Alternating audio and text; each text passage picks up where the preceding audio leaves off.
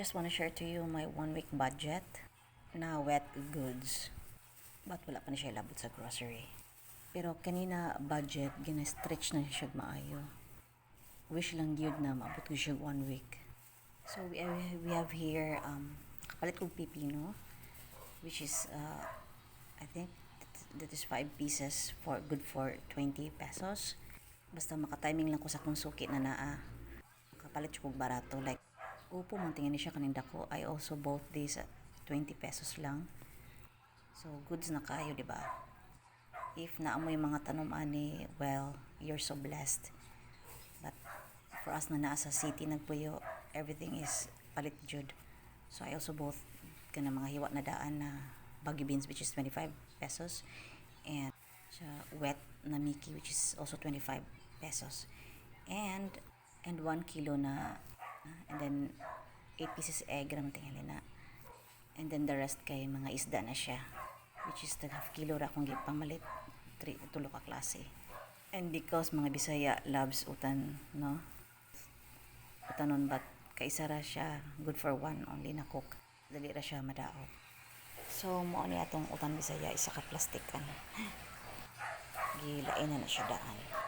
And this will be our mga isda nato, no?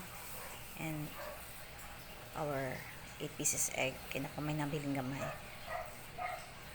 And also I would like to share ang akong favorite na saging kay ingani kay siya panit.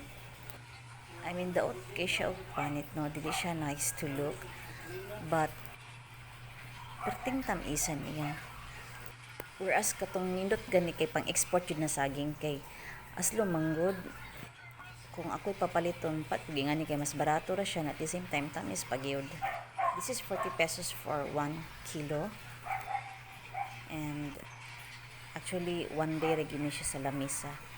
Ikaog mani isa na lang ni siya kabuk mahadlin or duha. You know, good luck ang saginga. Again, dili siya pang export og naong, no? But tamis kay siya.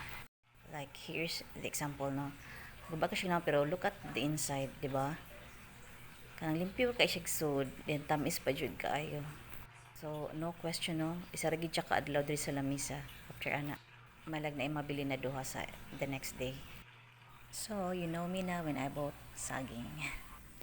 Wala nang secret basta sa vlogging, di ba? All good tips has to be shared. Kung tulo ka klaseng isda, wala na siya naabot og sa kilo each of this one, because ang budget is 3 adults and 3 kids. I love to put iba sa akong inununan and sa akong mga tinula na ay gid siya iba. To summarize, no, gamay ra jud siya, good for 3 adults and 3 kids na budget lang. Pero stretch na siya maayo. Thank you for watching, guys. See you on my next vlog. Bye!